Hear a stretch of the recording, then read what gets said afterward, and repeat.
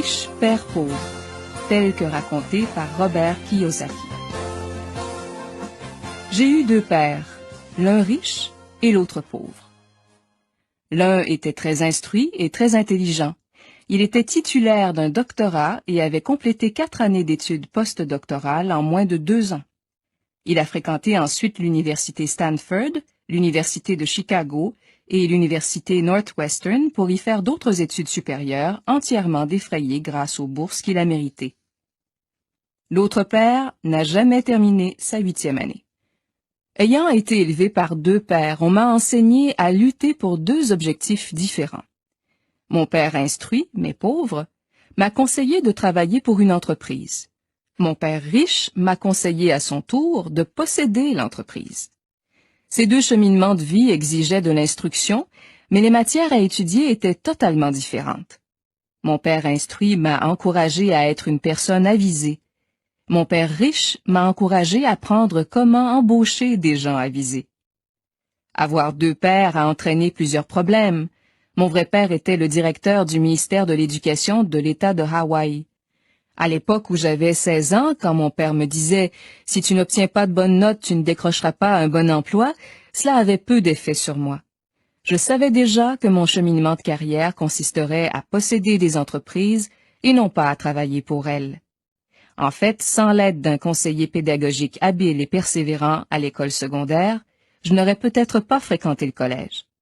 Je l'admets, j'étais avide de commencer tout de suite à me créer des actifs, mais j'ai compris finalement que je pourrais également tirer profit de l'enseignement collégial. Les 2 hommes ont eu du succès dans leur carrière, travaillant dur toute leur vie. Tous 2 ont gagné des revenus substantiels. Et pourtant, l'un d'eux a éprouvé des difficultés financières pendant toute son existence. L'autre est devenu l'un des hommes les plus riches d'Hawaï. L'un est mort léguant des dizaines de millions de dollars à sa famille, aux organismes de charité et à son église. L'autre a laissé des dettes à rembourser. Ces 2 hommes étaient solides, charismatiques et influents. Tous 2 m'ont prodigué des conseils, mais pas sur les mêmes sujets. Les 2 hommes croyaient fermement dans l'enseignement, mais ils ne m'ont pas recommandé le même programme d'études. Si j'avais eu un seul père, il m'aurait fallu accepter ou rejeter ses conseils. Ayant 2 pères pour me conseiller, m'a donné l'occasion de choisir entre des points de vue opposés, ceux d'un homme riche et ceux d'un homme pauvre. Au lieu de simplement accepter ou rejeter les points de vue de l'un ou de l'autre, je me suis retrouvée à réfléchir davantage, à comparer puis à choisir par moi-même. Il y avait pourtant un petit problème, l'homme riche n'était pas encore riche et l'homme pauvre ne l'était pas encore devenu. Tous 2 venaient tout juste d'entreprendre leur carrière et tous 2 éprouvaient de la difficulté avec les questions familiales et monétaires. Mais ils avaient des opinions très différentes en ce qui a trait à l'argent. Par exemple, l'un de mes pères disait « L'amour de l'argent est la racine de tous les maux ». L'autre affirmait sans l'ombre d'un doute « Le manque d'argent est la racine de tous les maux ». Quand j'étais tout jeune, cela a été difficile pour moi d'être influencé par 2 pères à la forte personnalité. Je voulais être un bon garçon et les écouter, mais mes 2 pères ne disaient pas les mêmes choses. Leurs avis contradictoires, surtout en ce qui a trait à l'argent, étaient tellement drastiques que je suis devenue de plus en plus intéressée et intriguée. Je me suis mis à réfléchir pendant de longues périodes à propos de ce que chacun d'eux me disait. Le fait d'avoir 2 pères que j'aimais m'a forcé à réfléchir et à choisir, en dernière analyse, ma propre façon de penser. Le fait de choisir par moi-même s'est avéré un procédé beaucoup plus profitable à long terme, au lieu de simplement accepter ou rejeter un unique point de vue. Une des raisons pourquoi le riche s'enrichit davantage, le pauvre s'appauvrit encore plus et la classe moyenne est aux prises avec des dettes, est que la question de l'argent est inculquée à la maison, mais pas à l'école. La plupart d'entre nous apprenons de nos parents les rudiments de l'argent. Mais que peut-on dire un parent pauvre à son enfant concernant l'argent? Il lui dit « N'abandonne pas l'école et étudie de ton mieux ». Il se peut que l'enfant obtienne un diplôme avec d'excellentes notes, mais il héritera peut-être d'une mentalité et d'un conditionnement de pauvre. Cela lui aura été appris alors qu'il était encore tout jeune. On n'enseigne pas l'ABC de l'argent dans les écoles. Les institutions d'enseignement se concentrent sur les aptitudes scolaires et professionnelles et non pas sur les compétences financières. Cela explique pourquoi des banquiers, des médecins et des comptables intelligents ayant obtenu d'excellentes notes à l'école se débattent quand même pendant toute leur vie sur le plan financier. Notre dette nationale astronomique est attribuable en majeure partie à des politiciens très instruits et à des fonctionnaires du gouvernement qui prennent des décisions sur le plan financier avec peu ou pas de formation dans ce domaine. Il m'arrive souvent de penser à ce qui va se produire quand des millions de personnes auront besoin d'aide financière et médicale. Ils devront dépendre de leur famille ou du gouvernement pour un soutien financier. Qu'arrivera-t-il quand l'assurance médicale aux personnes âgées et la sécurité sociale n'auront plus d'argent dans leur coffre? Comment la nation survivra-t-elle si on continue de laisser aux parents le soin d'éclairer leurs enfants sur des questions d'argent, lesquels parents deviendront ou sont déjà pauvres? Étant donné que j'ai eu deux pères qui m'ont influencé, j'ai appris de l'un et l'autre. Je devais réfléchir aux conseils de chaque père et ce faisant, cela m'a permis de comprendre davantage le pouvoir et l'effet de nos propres pensées sur notre vie. Par exemple, l'un de mes pères avait l'habitude de dire « Je ne peux pas me permettre d'acheter cela ». L'autre père refusait que j'emploie de tels mots. Il m'incitait plutôt à dire « Comment puis-je me permettre d'acheter cela ?» L'une de ces phrases est une affirmation et l'autre une question. L'une ne vous oblige à rien et l'autre vous oblige à réfléchir. Celui de mes pères qui allait bientôt devenir riche m'a expliqué que le fait de dire sans réfléchir la phrase suivante « Je ne peux pas me permettre d'acheter cela » fait en sorte que le cerveau arrête de chercher. En posant la question « Comment puis-je me permettre d'acheter cela ?» ton cerveau se met en branle. Il ne m'encourageait pas ainsi à m'acheter tout ce que je voulais. Il était presque fanatique quand il était question d'entraîner son esprit, cet ordinateur le plus puissant du monde. Mon cerveau se renforce chaque jour parce que je l'exerce.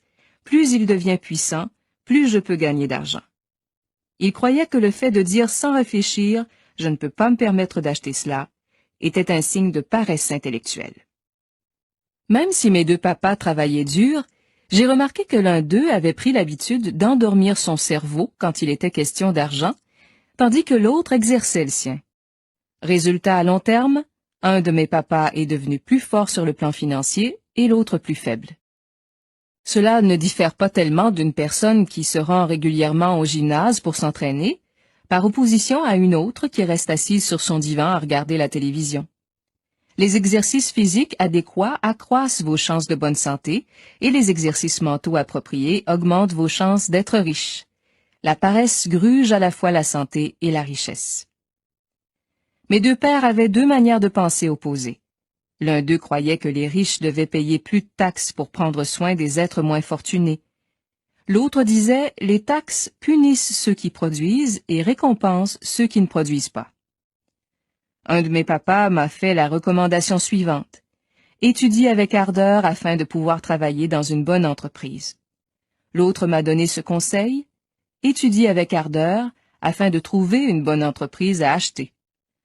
L'un de mes pères me disait, la raison pourquoi je ne suis pas riche, c'est que vous êtes là, les enfants. L'autre disait, la raison pourquoi je dois devenir riche, c'est que vous êtes là, les enfants. L'un d'eux nous encourageait à parler d'argent et d'affaires à la table familiale, l'autre nous interdisait de parler d'argent au cours des repas. L'un disait, quand il s'agit d'argent, ne joue pas avec le feu, ne prends pas de risques. L'autre affirmait, apprends à gérer les risques. L'un croyait, notre maison est notre investissement le plus important, notre plus grand actif. L'autre croyait, ma maison est un passif, et si votre maison est votre investissement le plus important, vous êtes en difficulté. Mes deux pères payaient leurs factures avant échéance, même si l'un des deux les réglait avant l'autre. L'un croyait qu'une entreprise ou le gouvernement pouvait prendre soin de toi et de tes besoins. Il était toujours préoccupé par les augmentations de salaire, les régimes de retraite, les prestations médicales, les congés de maladie, les vacances et autres avantages.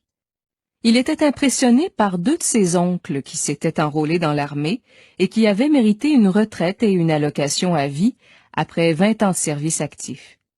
Il aimait l'idée des prestations médicales et des privilèges que la coopérative militaire fournissait à ses retraités. Il appréciait aussi le système des postes permanents qu'on retrouve dans une université. L'idée d'un poste protégé à vie et les avantages qui en découlent semblaient plus importants bien souvent que l'emploi lui-même. Il disait souvent « J'ai travaillé dur pour le gouvernement et j'ai droit à ces avantages ». L'autre avait foi en une totale indépendance financière. Il s'élevait contre une certaine mentalité qui exigeait des allocations obligatoires car il était conscient à quel point cette mesure créait des gens faibles et pitoyables sur le plan financier. Il insistait sur le fait qu'il fallait être financièrement compétent. L'un de mes pères se débattait pour sauver quelques dollars, l'autre créait tout simplement des investissements. L'un d'eux m'a enseigné comment écrire un impressionnant curriculum vitae pour que je puisse me trouver un bon emploi. L'autre m'a enseigné comment rédiger de solides projets financiers et d'affaires pour que je puisse créer des emplois. Le fait d'être le produit de deux pères influents m'a donné le luxe de pouvoir constater tous les effets que des pensées différentes peuvent avoir sur notre vie.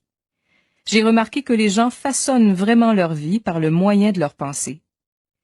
Par exemple, mon papa pauvre disait toujours « Je ne serai jamais riche », et cette prophétie s'est réalisée. D'un autre côté, mon papa riche parlait toujours de lui-même comme de quelqu'un de riche. Il disait des choses comme celle-ci. « Je suis un homme riche et les gens riches ne font pas cela. » Même quand il fut fauché comme les blés après un désastre financier majeur, il a continué de se considérer comme un homme riche. Il se justifiait lui-même en disant « Il existe une différence entre être pauvre et être sans sou. Quand on est pauvre, c'est pour toujours.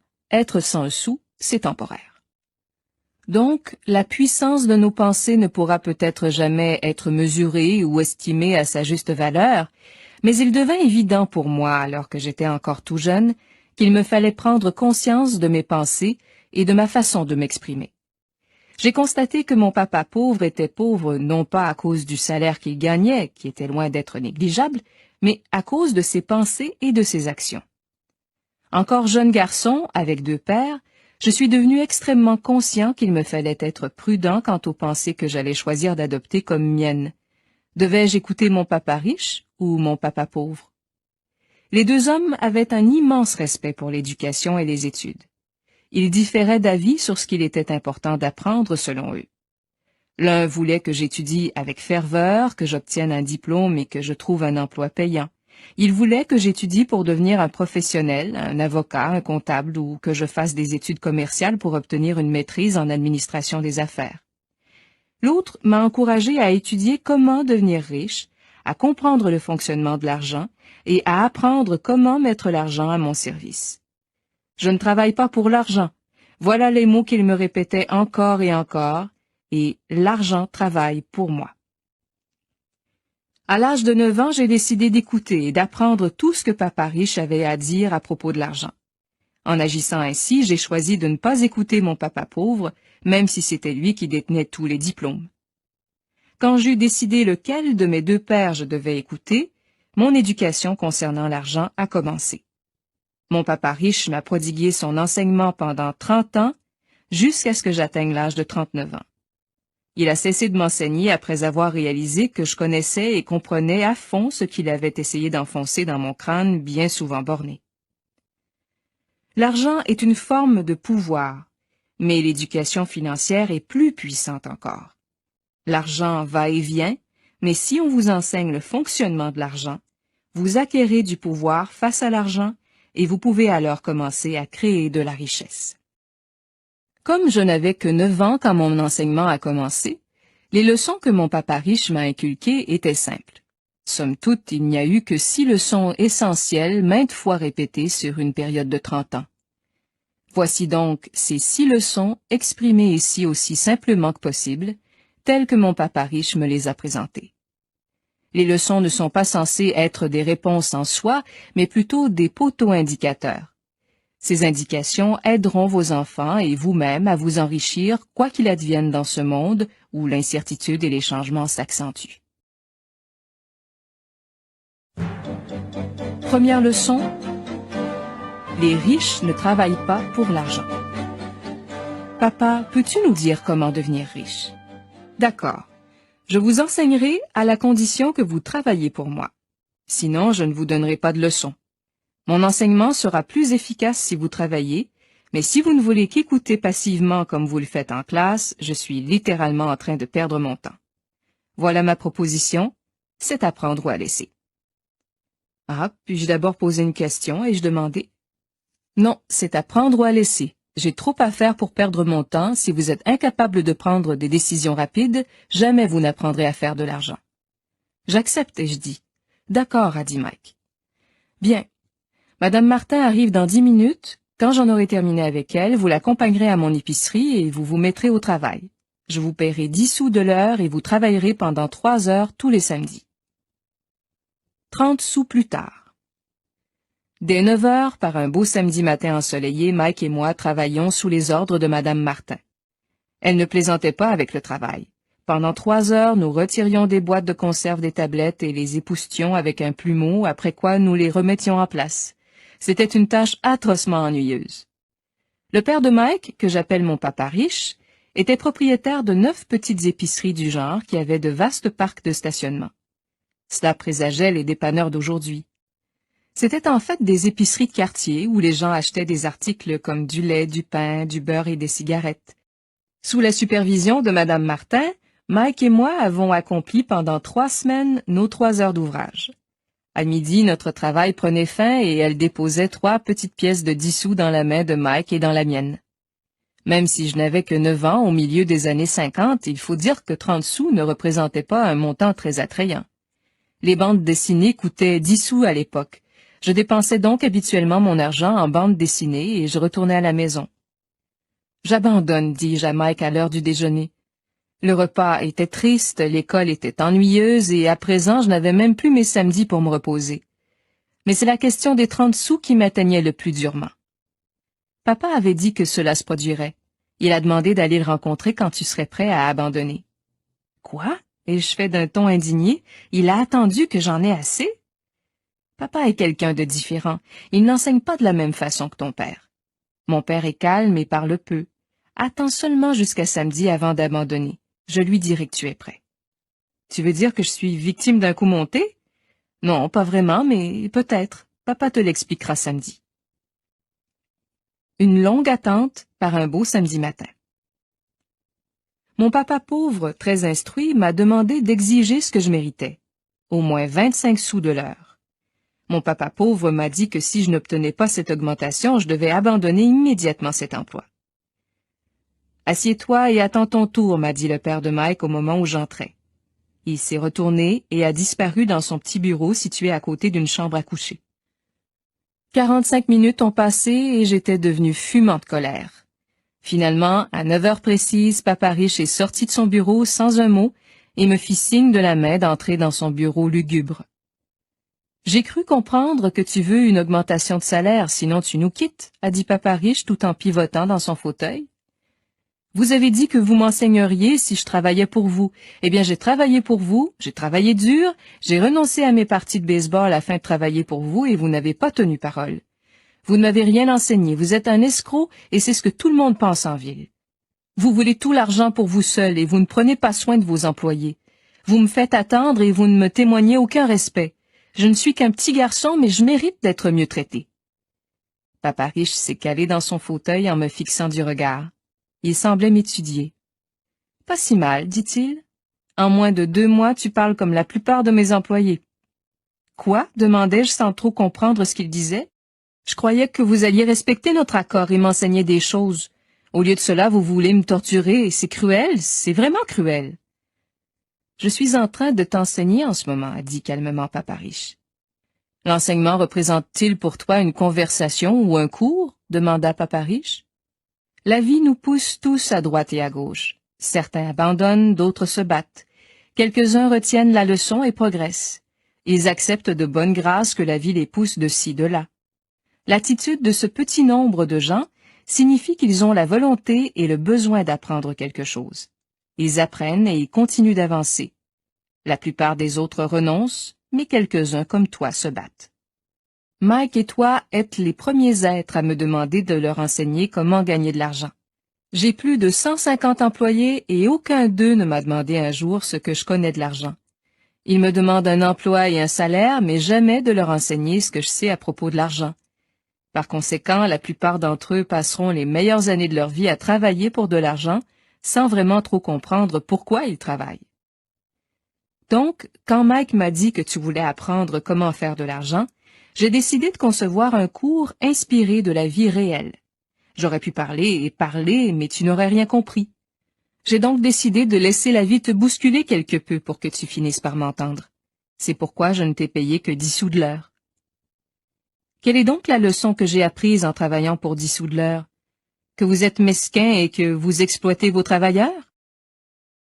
C'est à ce moment précis que Papa Riche a partagé avec moi le principe fondamental qui le distinguait de ses employés et de mon père pauvre, et qui l'amena par la suite à devenir l'un des hommes les plus riches d'Hawaï, tandis que mon père, très instruit mais pauvre, s'est débattu toute sa vie sur le plan financier. Papa Riche a répété à plusieurs reprises ce principe fondamental que j'appelle la première leçon. Les pauvres et la classe moyenne travaillent pour l'argent. Les riches font en sorte que l'argent travaille pour eux. Papa Riche voulait que j'apprenne les rudiments de l'argent pour que je puisse le mettre à mon service. J'allais apprendre ces leçons à même la vie grâce à ses conseils et non pas dans une salle de classe. Je suis content que tu te sois mis en colère quand je t'ai fait travailler pour 10 sous de l'heure. Si tu ne t'étais pas fâché et si tu avais accepté tout cela sans rien dire, je t'aurais tout simplement dit qu'il m'était impossible de t'enseigner. Vois-tu, le véritable apprentissage exige de l'énergie, de la passion, un ardent désir. La colère est une part importante de cette formule car la passion représente la colère et l'amour fusionnés ensemble. Quand il s'agit d'argent, la plupart des gens veulent éviter les risques et se sentir sécurisés. Ce n'est donc pas la passion qui les mène, c'est la peur. Est-ce pour cette raison qu'ils acceptent des emplois au salaire très bas? Demandai-je. Oui, dit Papa Riche. Certaines personnes disent que j'exploite les gens parce que je ne paie pas autant que la plantation de canne à sucre ou le gouvernement. Je peux t'assurer que les gens s'exploitent eux-mêmes. C'est leur peur à eux, pas la mienne. Apprendre à mettre l'argent à son service est un programme d'études complètement différent, n'est-ce pas? Demandai-je. Absolument, répondit Papa Riche. J'ai tenu ma promesse, je t'ai enseigné à distance sans que tu t'en rendes compte, dit Papa Riche. À 9 ans, tu as déjà un aperçu de ce qu'on ressent quand on travaille pour l'argent. Multiplie simplement tes activités du dernier mois par 50 années et tu auras une bonne idée des activités auxquelles se consacrent la plupart des gens pendant toute leur vie. Voilà à quoi ressemble la vie de beaucoup de gens quand ils choisissent de travailler pour l'argent, dit Papa Riche. Et c'est ce que ressentent la plupart des employés quand ils regardent leur chèque de salaire une fois toutes les taxes et contributions prélevées. Toi, du moins, tu as obtenu 100% de ta paye. Vous voulez dire que la plupart des travailleurs ne touchent pas leur paye au complet? Demandai-je avec étonnement. Dieu du ciel, non. Le gouvernement prend toujours sa part en premier par les taxes. Tu es taxé quand tu gagnes de l'argent, tu es taxé quand tu en dépenses, tu es taxé quand tu en épargnes, tu es taxé quand tu meurs. Pourquoi les gens laissent-ils le gouvernement leur faire ça? Les riches ne se laissent pas faire, dit Papa Riche avec le sourire aux lèvres. Les pauvres et la classe moyenne se laissent faire. Je te parie que je gagne plus d'argent que ton père et pourtant il paie davantage de taxes. Je n'aimais pas ce que je venais d'entendre. Je sais que mon père se plaignait constamment de payer autant de taxes, mais il ne faisait rien pour y remédier. La vie le bousculait-il à droite et à gauche? Je te l'ai déjà dit, il y a beaucoup à apprendre, car pour apprendre à mettre l'argent à ton service, cela exige un enseignement qui peut durer toute une vie. La plupart des gens fréquentent le collège pendant 4 ans, puis ils mettent un terme à leurs études. Je sais d'avance que mon étude de l'argent se prolongera pendant toute la durée de ma vie, car plus je découvre de choses sur le sujet, plus j'en découvre d'autres qu'il me faut connaître. La plupart des gens n'étudient jamais ce sujet. Par conséquent, si mon père a des problèmes de taxes et d'impôts, c'est qu'il ne comprend pas le fonctionnement de l'argent, demandai-je un peu confus. Vois-tu, dit Papa Riche, les taxes ne représentent qu'une petite partie de cet apprentissage qui te révélera comment mettre l'argent à ton service. Aujourd'hui, j'ai voulu seulement me rendre compte si tu entretenais encore cette passion d'apprendre les différentes notions concernant l'argent. La plupart des gens ne partagent pas cette passion. Ils veulent aller à l'école, apprendre une profession, avoir du plaisir au travail et gagner énormément d'argent. Ils se réveillent un jour avec de gros problèmes d'argent et ils prennent alors conscience qu'ils ne peuvent plus se permettre d'arrêter de travailler. Voilà le prix à payer quand la seule chose qu'on sait faire est de travailler pour l'argent, au lieu d'étudier pour trouver les moyens de mettre l'argent à son service. Alors, as-tu encore la passion d'apprendre? Demanda Papa Riche. J'ai fait signe que oui. Très bien. Maintenant retourne au travail, cette fois-ci je ne te paierai rien. Mais que dois-je faire? Demandai-je. Papa Riche m'a tapoté la tête. Sers-toi de cela, dit-il. Si tu l'utilises à bon escient, tu me remercieras bientôt de t'avoir fourni une belle occasion, et tu deviendras un jour un homme riche. Je restai là stupéfait, à ne pas croire encore à ce marché de dupes dont je venais d'être la victime. J'étais venu demander une augmentation et maintenant on me demandait de continuer à travailler pour rien. Papa Riche m'a tapoté de nouveau la tête en disant « Sers-toi de ta matière grise. À présent, sors d'ici et retourne travailler. » Pour éviter l'un des plus grands pièges de la vie. Je n'ai pas dit à mon père pauvre que je n'étais pas payé. Il n'aurait pas compris, et je ne voulais pas essayer de lui expliquer quelque chose que je ne comprenais pas encore moi-même. Les 3 samedis suivants, Mike et moi avons travaillé pendant 3 heures sans être payés. La 3e semaine, Papa Riche est passé nous voir à midi. « Comment ça va, les gars? Avez-vous appris quelque chose jusqu'à présent? » Mike et moi, nous nous sommes regardés en haussant les épaules, puis à l'unisson, nous avons fait non de la tête. « Eh bien, les gars, vous feriez mieux de vous mettre à réfléchir. Vous êtes confrontés à l'une des plus grandes leçons de la vie.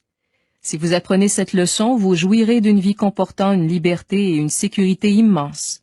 Si vous n'apprenez pas cette leçon, vous finirez comme Madame Martin et la plupart des gens qui jouent à la balle dans ce parc. Ils travaillent très dur pour peu d'argent, se raccrochant à l'illusion de la sécurité de l'emploi, anticipant leurs 3 semaines de vacances annuelles et une maigre pension après 45 ans de travail. Si cela vous emballe, je vous donnerai une augmentation de 25 sous de l'heure. J'ai peut-être l'air inhumain, mais je m'efforce de vous démontrer quelque chose à tous les deux. Je veux élargir vos horizons afin que vous puissiez distinguer certaines choses que la plupart des gens n'ont jamais la chance de voir, car leur vision est trop étroite. En effet, la majeure partie des gens ne voient jamais le piège dans lequel ils sont tombés. Papa Riche est demeuré silencieux, nous laissant intérioriser son message. Mike et moi avions entendu ce qu'il disait, mais nous ne comprenions pas entièrement ce dont il parlait. Tout ce que j'en savais était que je me posais souvent la question pourquoi les adultes se dépêchaient d'aller travailler. Cela ne me semblait pas très amusant, et ils n'avaient jamais l'air très contents, mais quelque chose les poussait à se précipiter au travail. Quand Papa Riche s'est rendu compte que nous avions assimilé la plus grande partie de son message, il nous dit « Je veux que vous évitiez ce piège, mes garçons. C'est vraiment ce que je veux vous enseigner, et non pas seulement à devenir riche, car être riche ne résout pas le problème. Laissez-moi vous parler de l'autre émotion, le désir. Certains l'appellent l'avidité, mais je préfère le mot désir. Il est tout à fait normal de désirer quelque chose de mieux, de plus beau, de plus amusant ou emballant.